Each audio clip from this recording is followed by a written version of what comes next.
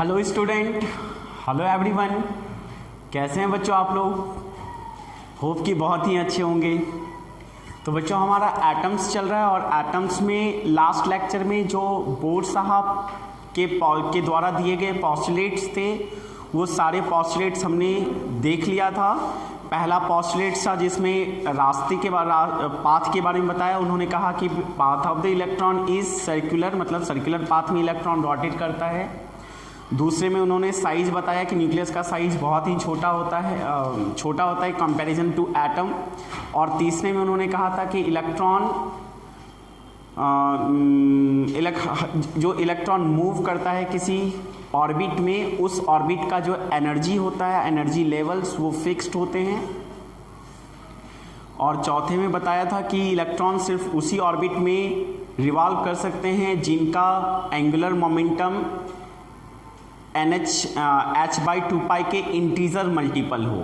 और साथ ही कहा था कि इलेक्ट्रॉन जो है वो एक ही ऑर्बिट में मूव करते रहता है और जब वो इलेक्ट्रॉन अपने ऑर्बिट्स को छोड़ के दूसरे ऑर्बिट में ट्रांसफ़र करता है तब वहाँ पे एनर्जी या तो रिलीज करता है या फिर एब्जॉर्ब करता है। ये 5 पॉस्टुलेट्स थे। अब इन्हीं 5 पॉस्टुलेट्स के बेसिस पर हम लोग जो कैलकुलेट करने जा रहे हैं वो है application of Bohr's atomic model. तो आज हम लोग देखेंगे application of Bohr's atomic model. उसमें 4 चीज़ें देखेंगे बच्चों। सबसे पहले radius of electron in nth orbit, कि इलेक्ट्रॉन एनथ ऑर्बिट के ऑर्बिट में है तो वो उसका रेडियस क्या होगा, उस एनथ ऑर्बिट का रेडियस क्या होगा वो निकालना सीखेंगे हम लोग। फिर वेलोसिटी, कि उस एनथ ऑर्बिट में इलेक्ट्रॉन की वेलोसिटी कितनी होगी। कोई भी n = 3rd ऑर्बिट हो सकता है, 4th ऑर्बिट हो सकता है, 5th ऑर्बिट हो सकता है। तो उस ऑर्बिट में, जिस ऑर्बिट में इलेक्ट्रॉन है वहाँ तक का डिस्टेंस को रेडियस कहेंगे। रेडियस निकालना सीखेंगे। उसके बाद जिस ऑर्बिट में है इलेक्ट्रॉन उसमें रिवॉल्यूशंस होगा तो किस वेलोसिटी के साथ होगा ये सीखेंगे। फिर टाइम पीरियड, कि वो जो इलेक्ट्रॉन जिस ऑर्बिट में रिवॉल्व कर रहा है वो उसका टाइम पीरियड क्या है। और साथ में हम लोग सीखेंगे क्या बच्चों, एनर्जी, कि जिस ऑर्बिट में इलेक्ट्रॉन जंप कर रहा है, मतलब मूव कर रहा है, उसके एनर्जी कितनी होगी। तो 4 चीज़ें आज हम लोग निकालना सीखेंगे। सबसे पहले radius of electron, velocity of electron in nth orbit, time period of electron in nth orbit and energy of electron in nth orbit. जल्दी से बच्चों इसे कॉपी करो, फिर हम लोग एप्लीकेशन पहुंचते हैं। चलो बच्चों, तो सबसे पहला एप्लीकेशन होगा हमारा radius of electron in nth orbit. तो हेडिंग डालो जल्दी से, radius of electron in nth orbit. ठीक है बच्चों, तो radius of electron in nth orbit हम लोग बातें करते हैं। तो हेडिंग डालेंगे हम लोग। सबसे पहला एप्लीकेशन क्या है, रेडियस ऑफ, लिखो तो कैलकुलेशन ऑफ। हेडिंग डालो बच्चों, एप्लीकेशन का पहला लिखना कैलकुलेशन ऑफ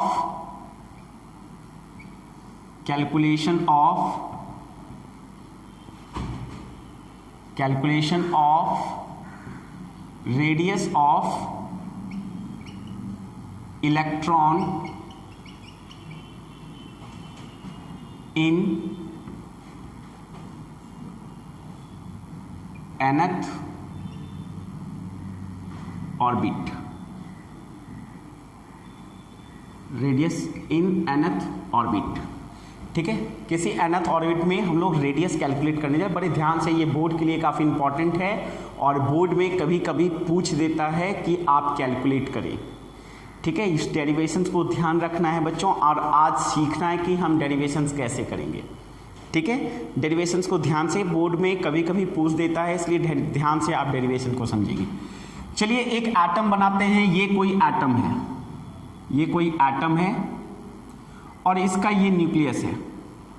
ठीक है, और ये प्लस होता है ना, न्यूक्लियस प्लस है। मान लो बच्चों कि Rn डिस्टेंस है यहाँ से इलेक्ट्रॉन का, nth ये ऑर्बिट है Rn, और Rn का वैल्यू निकाल रहे हैं क्योंकि Rn ही है क्या, रेडियस। तो रेडियस में यहाँ ब्रैकेट में लिख देना Rn। ठीक है बच्चों, तो ध्यान से देखो इसमें कॉन्सेप्ट क्या है। ये इलेक्ट्रॉन माइनस चार्ज, मान लो बच्चों ये इलेक्ट्रॉन v वेलोसिटी के साथ मूव कर रहा है। ये linear velocity at instant of time है, राइट। तो जब ये मूव करता है, कोई भी चीज जब मूव करता है बच्चों, हम जानते हैं कि वहां पे अगर मास हो तो इस पर बाहर एक फोर्स लगता है mv²/r, और r है ये रेडियस। तो बाहर तो सेंट्रीफ्यूगल फोर्स लग रहा है, सेंट्रीफ्यूगल फोर्स लग रहा है बच्चों। तो अंदर कौन है जो कि इसे फोर्स लगा रहा है? अंदर की तरफ कौन है ऐसा जो फोर्स लगा रहा है? अंदर की ओर कौन फोर्स लगा रहा है? तो अंदर ये पॉजिटिव और ये electron, nucleus positive charge electron को अपनी ओर खींच रहा है, मतलब इलेक्ट्रोस्टैटिक्स फोर्स ऑफ अट्रैक्शन लग रहा है। इलेक्ट्रोस्टैटिक्स फोर्स ऑफ अट्रैक्शन मतलब इलेक्ट्रोस्टैटिक्स फोर्स या कूलम्बिक फोर्स, और यहां से यहां हो गया Rn, ठीक है बच्चों। तो इस mv²Rn को कौन बैलेंस कर रहा है? इलेक्ट्रोस्टैटिक्स फोर्स ऑफ अट्रैक्शन कर रहा है। तो फिर हम लोग लिखेंगे, क्लियरली लिखेंगे बच्चों क्या, कि electrostatics force equal to mv² centrifugal force Rn, ठीक है, ये हो गया। और इसका वैल्यू भी रख सकते हैं हम लोग, Q1 Q2/r², ये होता है वैल्यू। तो यहाँ पे K तो मालूम, K तो कांस्टेंट हुआ, Q1 को ले लो, Q1 इज ZE, तो K ZE पहला इंटू दूसरा चार्ज E बाय Rn का स्क्वायर इक्वल टू क्या हो जाएगा? mv²/Rn। जरा देखो बच्चों होगा क्या, क्लियर है? ओके, तो ये हो जाएगा क्या, KZE², Rn से Rn² कैंसिल, ZE²/Rn equal to mv²। Let it equation number first, इसे मान लेते हैं बच्चों क्या, इक्वेशन नंबर फर्स्ट। ओके, यहां पे तुम जानते हो बच्चों कि K का वैल्यू क्या होगा, 9 × 10⁹ अगर वैल्यू निकालना हो तो। अभी हम वैल्यू नहीं निकालेंगे, ठीक है। चलो जल्दी से यूज करो, ध्यान करो बच्चों कि बोर्ड साहब का जो पॉस्टुलेट्स 5 पॉस्टुलेट्स था, उसमें से 4th पॉस्टुलेट्स क्या था? 4th पॉस्टुलेट्स था कि electron can only revolve on those orbit whose angular momentum is integer multiple of nh/2π। हाँ, फ्रॉम, अब लिखेंगे now boards, now from boards 4th postulates,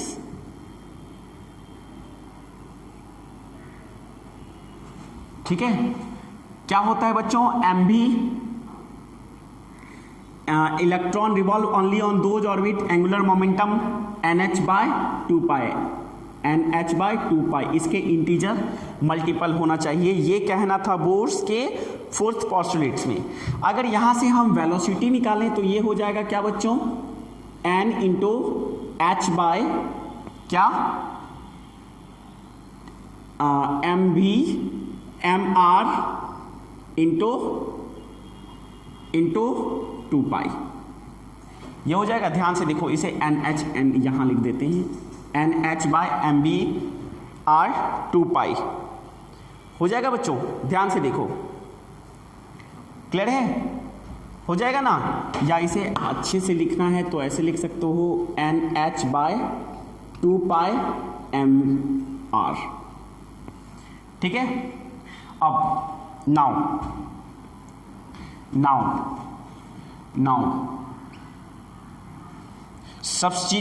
v का वैल्यू इक्वेशन 1 में सब्स्टिट्यूट करते हैं। नाउ सब्स्टिट्यूटिंग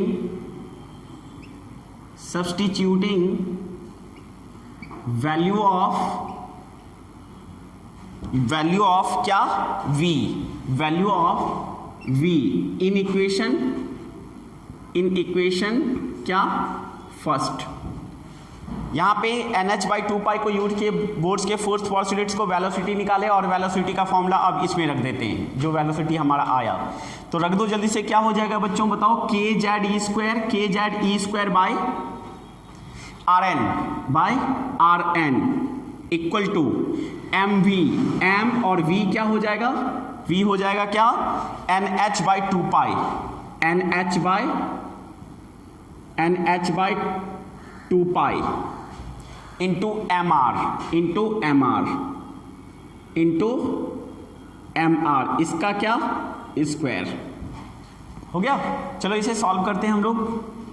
एम आर जो है, ये एम आर जो है, M R radius of R N, nth orbit, ठीक है, यहाँ पे आर एन ऐसे लिख दो, क्योंकि रेडियस ऑफ nth ऑर्बिट ले रहे हैं तो ये हो जाएगा आर एन, या बाद में भी कर सकते हो, जो कॉपी कर लिए हो वो बाद में भी कर सकते हो बच्चों।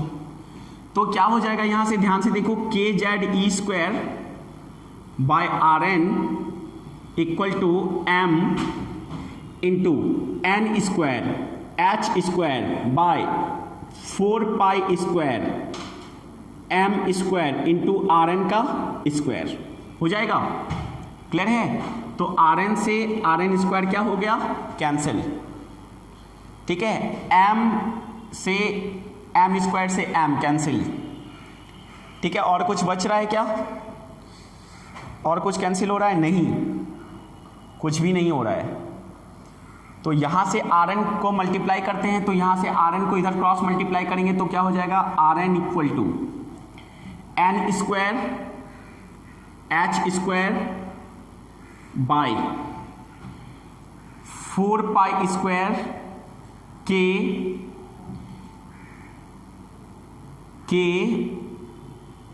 ई स्क्वायर एम इंटू जेड। जरा देखो बच्चों, ये हो जाएगा क्या, देख लो क्लियरली, ये हो जाएगा। अब इसमें कांस्टेंट क्या क्या कांस्टेंट है, देखो तो क्या क्या कांस्टेंट टर्म है, ध्यान से देखो, क्या एन कांस्टेंट टर्म है, नहीं, ये तो nth ऑर्बिट है। एच कांस्टेंट है, हाँ एच कांस्टेंट है, क्योंकि ये प्लैंक्स कांस्टेंट है, जन्म से ही कांस्टेंट है। 4 जन्म से कांस्टेंट, पाई जन्म से कांस्टेंट, के 9 into 10 power 9 coulombic force constant है।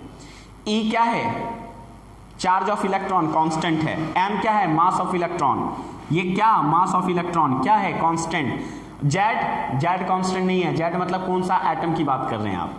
तो यहां पे कांस्टेंट टर्म को हटाते हैं तो आर एन इक्वल टू क्या हो जाएगा, H square by constant term को एक साथ लिखते हैं 4 pi square K E square mass of electron, और बचा क्या, बचा एन स्क्वायर बाय जेड,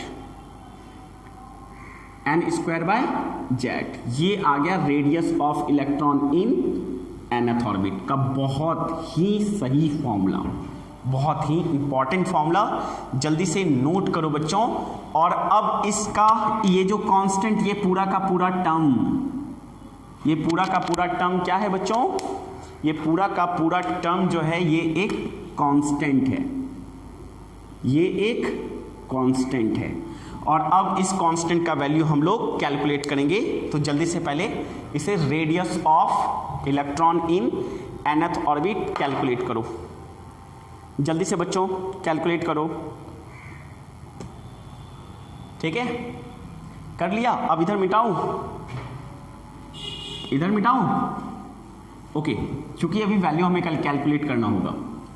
तो अब यहां पे करते हैं हम लोग कैलकुलेट। तो जब इसका वैल्यू, ये सारे कांस्टेंट का वैल्यू, ये जो है ये सारे का सारा कांस्टेंट जो है, इसका वैल्यू जब सब्स्टिट्यूट करते हैं बच्चों, ऑन सब्स्टिट्यूटिंग, इसके नीचे लिखेंगे, जगह नहीं है इसलिए इसके नीचे लिखेंगे हम लोग ऑन सब्स्टिट्यूटिंग, या यहां से हम लोग यहां लिख सकते हैं, ये दिख रहा है क्या, तो इसलिए हम लोग यहां लिखेंगे बच्चों on substituting, on substituting value of all constant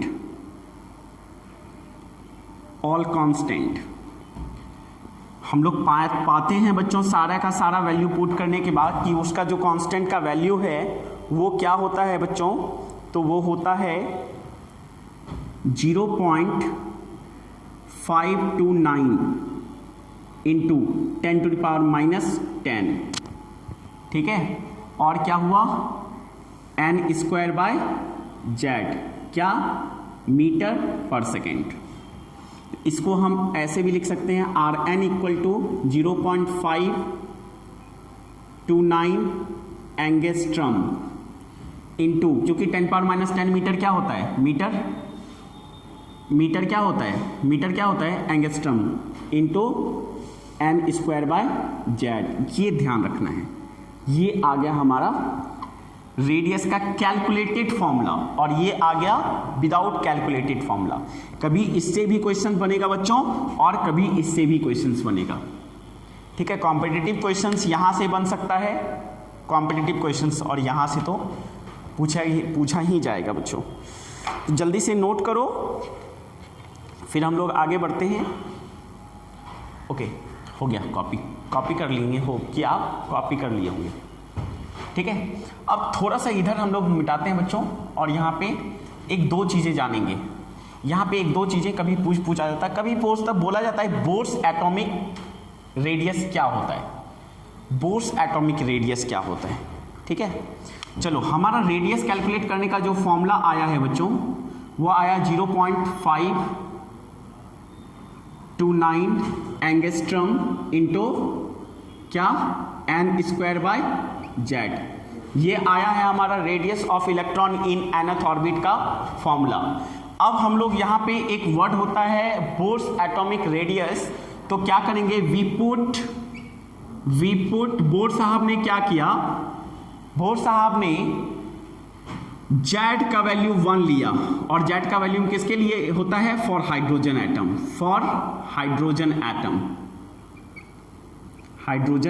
क्योंकि Z equal to 1 hydrogen atom. ठीक है, तो जेड इक्वल टू 1 रखे तो आया क्या, और n इक्वल टू 1 ठीक है, तो जब ऐसा वैल्यू कंडीशन पुट करते हैं तो रेडियस जो है वो हमारा आ जाता है क्या, 0.529 एंगस्ट्रम, बाकी इसका वैल्यू 1, ये हो जाता है। और ये कंडीशन जो लिया ना, इसी को नाम दिया गया बोर्स रेडियस। इसको क्या बोला गया बच्चों, इसको बोला गया बोर्स रेडियस। तो ये हो गया बोर्स एटॉमिक रेडियस।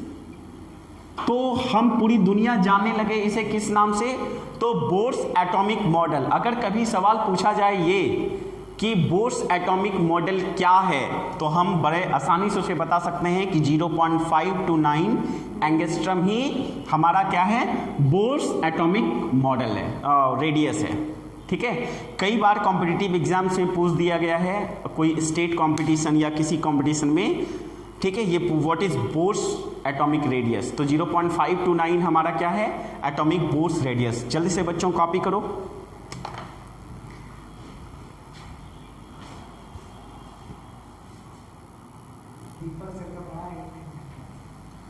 तो radius of electron in nth orbit होने के बाद अब हम लोग पहुंचेंगे बच्चों velocity of electron in nth orbit. ठीक है, इसे कॉपी कर लिए या स्क्रीनशॉट ले लीजिए और फिर हम लोग अब कैलकुलेट करेंगे सेकंड एप्लीकेशंस, बोर साहब का second application, and that is velocity of electron in nth orbit. जल्दी से हेडिंग डालो बच्चों, velocity of electron in nth orbit.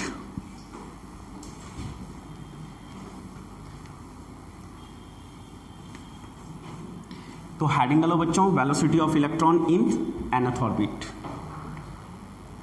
ठीक है, तो इक्वेशन फर्स्ट यहाँ पे क्या आया है, भूलेंगे नहीं हम लोग, K Z E square by R N equal to M V square, ये इक्वेशन नंबर फर्स्ट आया था। ठीक है, तो अब सेकेंड एप्लीकेशन है calculation of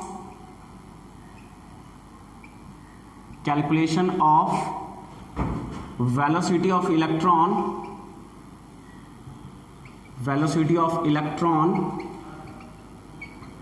in nth orbit, velocity of electron in nth orbit। ठीक है, तो कैलकुलेशंस करने चल रहे हैं हम लोग velocity of electron in nth orbit. ध्यान से यहाँ पे हम इसे वेलोसिटी ऑफ इलेक्ट्रॉन लिख देंगे इन nth ऑर्बिट।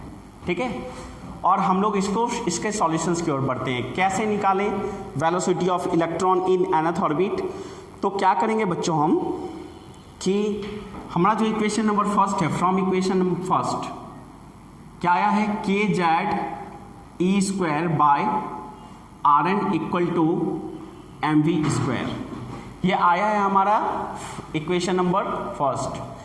तो अब क्या करते हैं, ध्यान से देखो बच्चों कैसे वेलोसिटी ऑफ इलेक्ट्रॉन निकालेंगे। इसे कैलकुलेशन करेंगे, K Z E square equal to, इसे ये लिख सकते हैं M V square R N लिख सकते हैं। यहाँ पे थोड़ा सा बुद्धि लगाओ, थोड़ा सा सोचो, ठीक है, कि अगर वेलोसिटी को यहाँ अलग कर देंगे तो एम वी आर हो जाएगा ना, मतलब कैसे, तो K Z E square equal to M V R N, और वी एक वी यहाँ लिख देते हैं, तो वी स्क्वायर हो गया। लिखने का तरीका चेंज कर लिए बस, और कुछ नहीं किए, लिखने का हम अपना तरीका, इसी चीज़ को लिखे हैं लेकिन तरीका थोड़ा सा चेंज कर लिए। लेकिन जैसे ही तरीका चेंज किए हमारे दिमाग में एक कॉन्सेप्ट क्लियर हो रहा है कि M B R N is angular momentum, और फिर याद आ जाता है पोस्टुलेट्स नंबर बोर्ड्स का फोर्थ, क्या है पोस्टुलेट्स फोर्स, तो ये है कि इंटीग्रल मल्टीपल होगा h/2π के, मतलब हमारा इक्वेशन हो जाएगा K Z E square equal to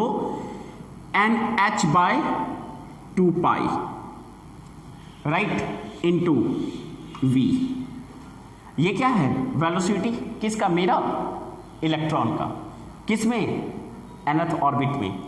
तो यहाँ से हम लोग क्या कर लेंगे बच्चों, वेलोसिटी अगर निकालना चाहें यहाँ से, तो v इक्वल टू हो जाएगा, क्रॉस मल्टीप्लिकेशन कर दो तो 2π के Z E square bye NH हो जाएगा ना, ध्यान से देख लो, ये हो जाएगा। तो यहाँ पे जो कांस्टेंट है उसे अलग करते हैं हम लोग, velocity of electron in nth orbit, तो क्या हो जाएगा, 2π कांस्टेंट है भाई, k कांस्टेंट है, k कांस्टेंट है, z नहीं कांस्टेंट है, e स्क्वायर कांस्टेंट है, बाय h ये कांस्टेंट है, इनटू अब क्या हुआ, e स्क्वायर, z बचा है ऊपर, तो ऊपर z और नीचे n, तो z बाय n, ये आ गया velocity of electron in nth orbit, velocity of electron in nth orbit. थोड़ा ध्यान से देखो बच्चों,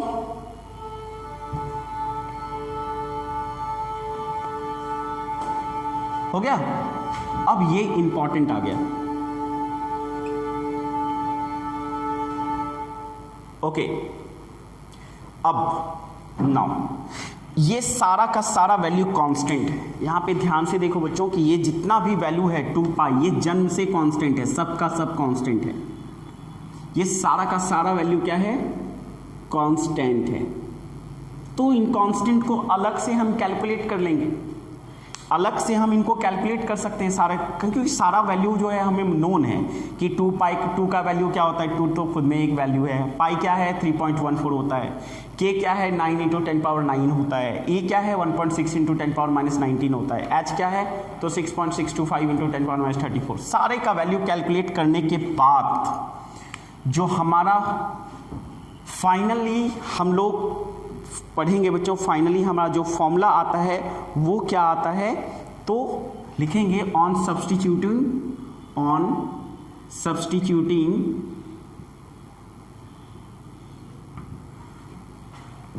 substituting all the value of constant, all the value of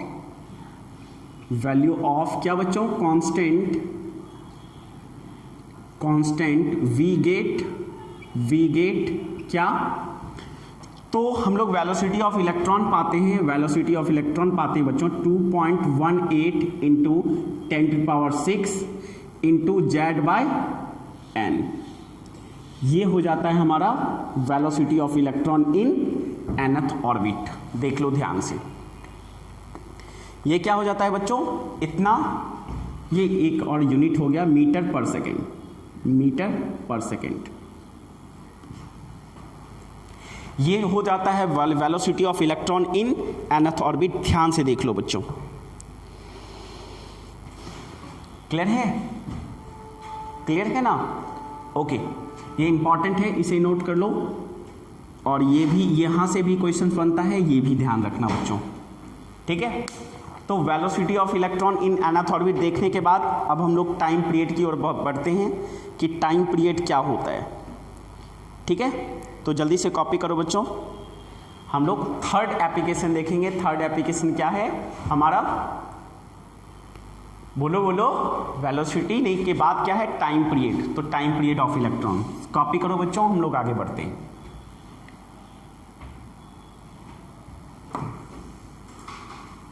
third application, third application हमारा है क्या, क्या है, calculation of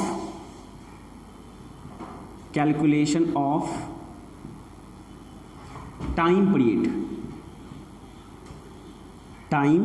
period of electron in nth orbit. ठीक है, ब्रैकेट में हम टी लिख देते हैं टाइम पीरियड का। जल्दी से हेडिंग डाल लो जल्दी से, time period of electron in nth orbit.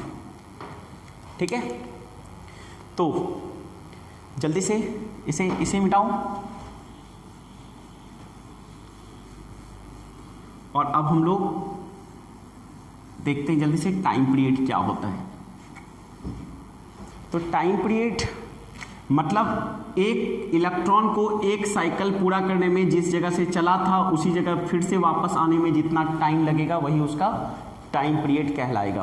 Clear है, एक रिवॉल्यूशंस पूरा करने में जितना टाइम लगेगा इलेक्ट्रॉन को वही उसका टाइम पीरियड कहलाएगा।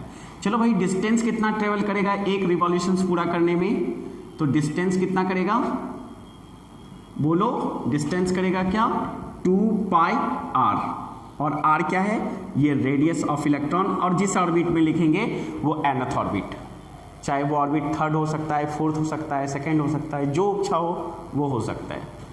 क्लियर है बच्चों, तो ये हो जाएगा डिस्टेंस हमारा।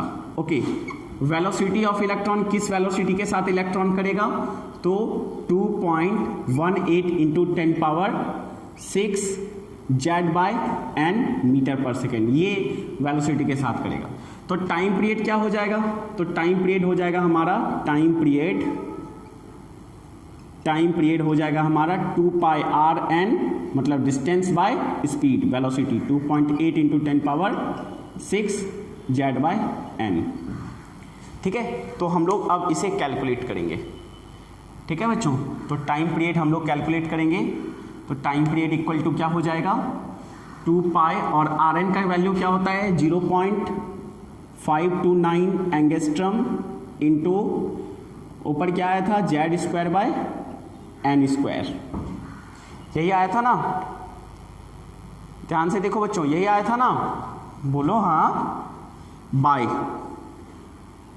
2.18 इंटू 10 पावर 6 इंटू Z/n। जल्दी से चेक कर लो, यही होगा ना, 2 पाई r n, यही होगा बच्चों। पहला देखो तो n² z आया था, पहला n² z आया था, ऊपर n² था, n² z ये आया था। ठीक है, अब इसे जब कैलकुलेट करेंगे हम तो ये सारा का सारा वैल्यू कांस्टेंट है, ये सारा का सारा वैल्यू कांस्टेंट है ना, तो ये हो जाता है फाइनल रिजल्ट हमारा हो जाता है टाइम पीरियड। टाइम पीरियड क्या हो जाता है बच्चों, फाइनल रिजल्ट हमारा हो जाता है 1.5 इंटू 10 टू द पावर -10, और ऊपर जाएगा तो -6, तो -16। ठीक है, n ऊपर जाएगा तो हो जाएगा n³ और नीचे आ जाएगा z का स्क्वायर, इतना सेकेंड। ये आ गया time period of electron in nth orbit का, ये फॉर्मूला हमारा फाइनली आ जाता है। जल्दी से कैलकुलेट कर लो बच्चों, ये time period of electron in nth orbit आ गया। ठीक है, जल्दी से इसे कॉपी करो।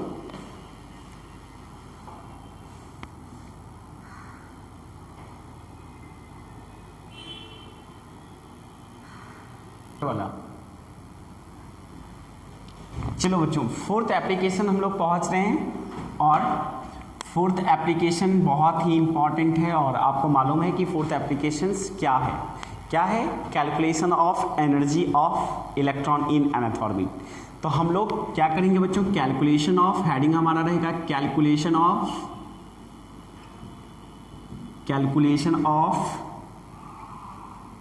एनर्जी ऑफ इलेक्ट्रॉन,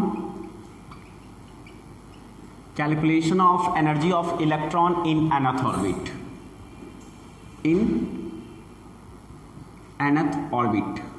ओके, तो हम लोग बहुत इंपॉर्टेंट है ये, और देखना होगा हमें, ठीक है, इंपॉर्टेंट है और इसे समझना भी पड़ेगा देखने के साथ साथ हमें, ठीक है बच्चों। तो जैसे एनर्जी की बातें आती हैं ना, जब भी कभी एनर्जी की बातें आती हैं ना, तो एनर्जी से हमें समझ में आता है दो एनर्जी, एक काइनेटिक एनर्जी और दूसरा पोटेंशियल एनर्जी, यही ना। और बच्चों, काइनेटिक एनर्जी और पोटेंशियल एनर्जी मिलकर जो है टोटल एनर्जी बनता है।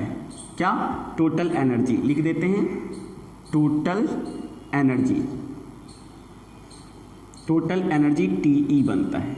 आप बहुत अच्छे से जानते हैं इन बातों को ना। तो अब हम इलेक्ट्रॉन का सबसे पहले काइनेटिक एनर्जी कैलकुलेट करेंगे, फिर उसका इलेक्ट्रॉन का पोटेंशियल एनर्जी कैलकुलेट करेंगे। जिस ऑर्बिट में इलेक्ट्रॉन है उस ऑर्बिट का, मान लो कि ये बच्चों न्यूक्लियस है और ये first, second orbit, third orbit, तो जब ये ऑर्बिट की बात करेंगे तो यहाँ में इलेक्ट्रॉन जब होगा उसका काइनेटिक एनर्जी कितना होगा, क्योंकि वेलोसिटी तो हम इलेक्ट्रॉन का nth ऑर्बिट में निकालना सीख लिए ना। और इस पर प्रोटॉन कितना होगा, मतलब पोटेंशियल एनर्जी कितना होगा, क्योंकि यहाँ पे इलेक्ट्रोस्टैटिक फोर्स है तो पोटेंशियल एनर्जी भी होगा, ठीक है। तो कितना होगा, इसके कैलकुलेशंस की ओर बढ़ते हैं। तो सबसे पहले हम लोग कैलकुलेशंस बड़े करेंगे किसका? काइनेटिक एनर्जी का, काइनेटिक एनर्जी ऑफ इलेक्ट्रॉन, फिर पोटेंशियल एनर्जी ऑफ इलेक्ट्रॉन, और देन इन दोनों को क्या करेंगे आपस में, इन दोनों को क्या करेंगे बच्चों, ऐड करके हम टोटल एनर्जी कैलकुलेट कर लेंगे, ठीक है। थोड़ा सा कॉपी कर लो इसे, कैसे हम लोग कैलकुलेट करेंगे।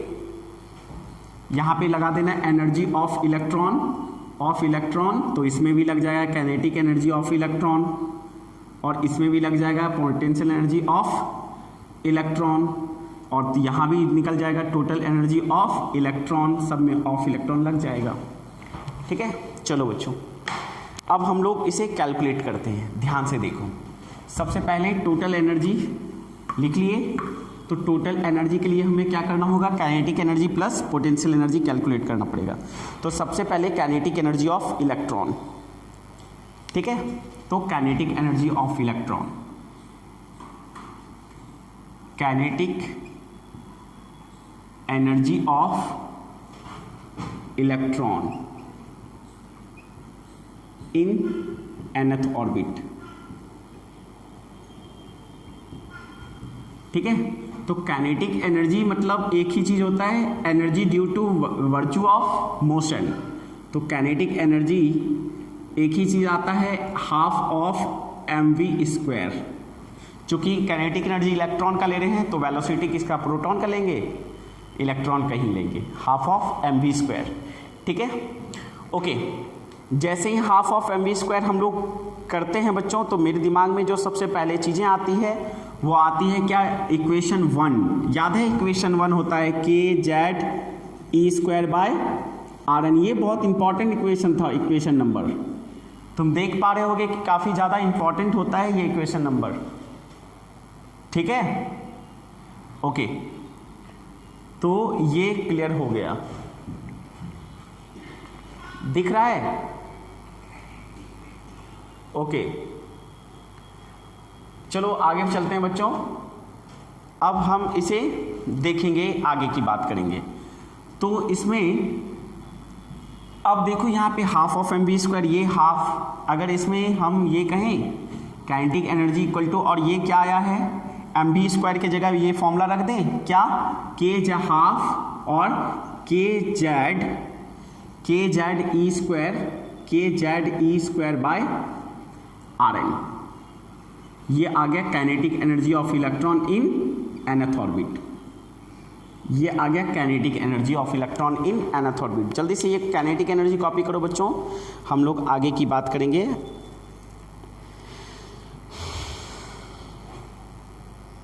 हो गया। अब potential energy of electron in nth orbit हम लोग कैलकुलेट करेंगे। Potential energy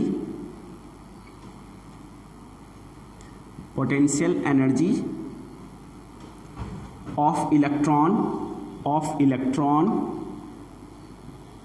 in nth orbit. Potential energy of electron in nth orbit. Potential energy आपने शायद इलेक्ट्रोस्टैटिक्स में बहुत बच्चे पढ़ चुके होंगे, बहुत बच्चे नहीं पढ़ेंगे, बट आपको हम इलेक्ट्रोस्टैटिक्स में बताएंगे कि पोटेंशियल एनर्जी का फॉर्मूला होता है, बताओगे कोई? ये होता है K Q1 Q2 bye Rn। ये होता है, आगे चल के हम लोग पढ़ेंगे कि ये फॉर्मूला होता है किसका? पोटेंशियल एनर्जी का फॉर्मूला। चलो बच्चों, K Q1 Q2 ये Rn क्या होता है? तो K Q1 क्या है? ZE, और Q2 क्या है? माइनस, देखो Q1, इसे Q1 मान लो न्यूक्लियस को, इसे Q2 मान लो। पोटेंशियल एनर्जी को साइन के साथ लेना है, काइनेटिक एनर्जी को साइन के साथ नहीं लेना है, but kinetic energy always positive, kinetic energy always positive, but potential energy को साइन के साथ लेना है। तो माइनस इसलिए लिया, यहाँ पे माइनस नहीं लिया है हमने, यहाँ नीचे क्या हो जाएगा? Rn। तो ये पोटेंशियल एनर्जी का हमारा फॉर्मूला हो जाएगा क्या बच्चों? Minus of KZE² by Rn। ये आ गया हमारा पोटेंशियल एनर्जी ऑफ इलेक्ट्रॉन, और ये आ गया काइनेटिक एनर्जी, और ये आ गया potential energy of electron in nth orbit. अब हम लोग टोटल एनर्जी निकालेंगे। काइनेटिक एनर्जी मालूम चल गया, पोटेंशियल एनर्जी चल गया, अब टोटल एनर्जी हम लोग कैलकुलेट करेंगे बच्चों। तो इसे कॉपी कर लिए होंगे हो, यहाँ पे हम इसको थोड़ा सा मिटाएंगे यहाँ से, और अब यहाँ के बाद हम टोटल एनर्जी पर आएंगे। तो total energy of electron in nth orbit क्या हो जाएगा? टोटल एनर्जी अगर कैलकुलेट करेंगे हम, तो टोटल एनर्जी इक्वल टू हो जाएगा kinetic energy of electron plus potential energy of electron. जरा देखो बच्चों, टोटल एनर्जी में काइनेटिक एनर्जी कितनी है? काइनेटिक एनर्जी है half of KZE² plus minus of KZE² by Rn। ये हो जाएगा, ध्यान से देखो बच्चों, ये हो जाएगा।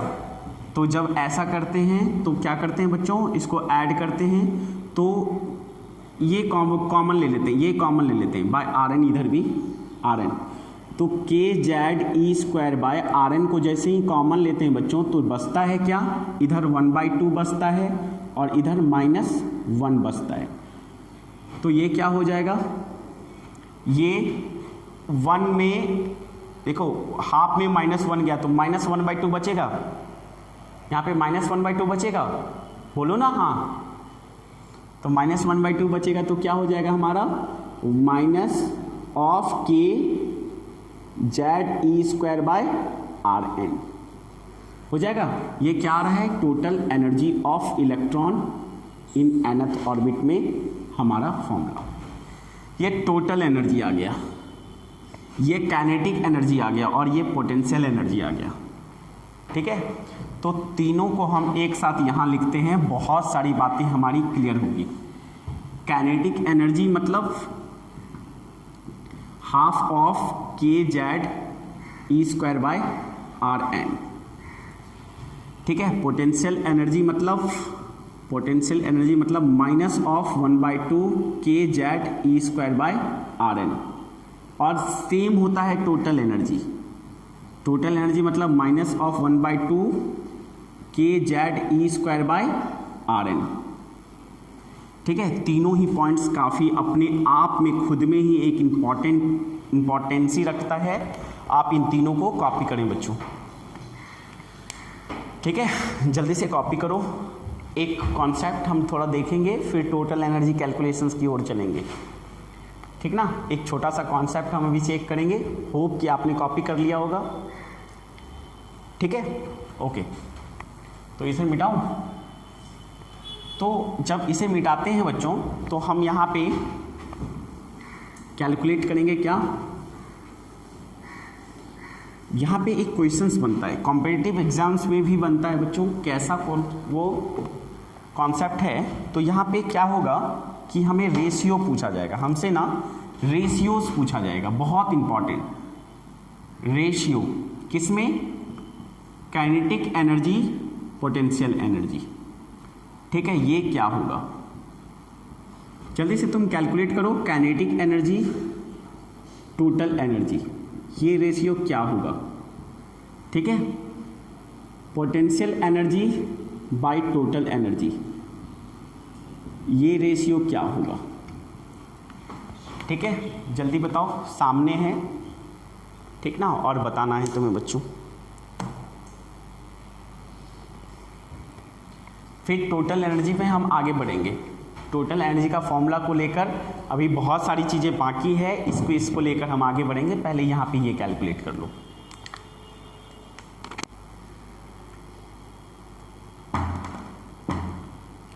हो गया, कर लिया। चलो भाई, एक झटके में रेशियो देख लेते हैं हम लोग। ये रेशियो हो जाएगा हाफ और हाफ। ये गलत लिखे हैं हम, ये -1/2 होता है, ये ठीक है, माइनस ये होता है, 1/2 नहीं होता है इसमें। तो जब इसका रेशियो लेंगे तो वो कैंसिल हो जाएगा, ऊपर नीचे कैंसिल हो जाएगा। काइनेटिक एनर्जी 1:2 आ जाएगा, 1:2। चेक करो तो आ रहा है। या फिर हम ऐसे लिख सकते हैं क्या, या फिर लिख सकते हैं क्या बच्चों, कि kinetic energy by potential energy equal to 1/2, या लिख सकते हैं हम लोग क्या, पोटेंशियल एनर्जी इक्वल टू 2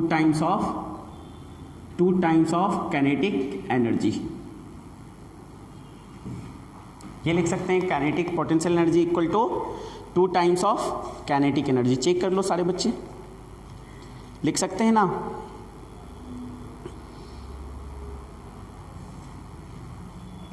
ठीक ना, लिख सकते हैं हम लोग ये। ओके, फिर kinetic energy by total energy, kinetic energy total energy एकदम से ये इक्वल है, बस प्लस माइनस का अंतर है। तो ये हो जाएगा क्या, 1:1। मतलब kinetic energy equal to minus times of total energy. Negative साइंस क्यों है, इस नेगेटिव साइंस का मतलब भी समझेंगे, मीनिंग भी समझेंगे, ठीक है। और इनका रेशियो 1:1 होता है। पोटेंशियल एनर्जी और टोटल एनर्जी में अगर हम देखें इसका रेशियोस, तो हो जाएगा माइनस बाय डिवाइडेड बाय 2 पर चला जाएगा, ये हो जाएगा 2:1। ये क्या हो जाएगा बच्चों, 2:1। 2:1 में हम लोग इसे लिख सकते हैं क्या, ये हो गया रेशियोस। और ये कह सकते हैं कि पोटेंशियल एनर्जी जो है बच्चों, पोटेंशियल एनर्जी वो 2 टाइम्स होता है टोटल एनर्जी के, ठीक है। ये ध्यान रखें, यहाँ से क्वेश्चंस बनता है, ठीक ना। यहाँ पे ये क्वेश्चंस बन सकता है, और रेशियो भी पूछ सकता है, इनका रेशियोस, ठीक है। तो ये कॉपी करो बच्चों। और टोटल एनर्जी का फॉर्मूला एक बार फिर से लिखते हैं। टोटल एनर्जी का फॉर्मूला आया है -1/2 kZe²/Rn, ठीक है। और यहाँ से नेक्स्ट लेक्चर में हम लोग आगे बढ़ेंगे टोटल एनर्जी को लेकर। आज तक इतना ही बच्चों, आज के लेक्चर में। कल मतलब नेक्स्ट लेक्चर जो एटम्स का होगा, उसमें हम टोटल एनर्जी को लेकर आगे बातें करेंगे, ठीक ना। फिर हम हाइड्रोजन स्पेक्ट्रम भी इसमें आगे फर्दर कैरी करेंगे, ठीक है। ठीक बच्चों, बाय।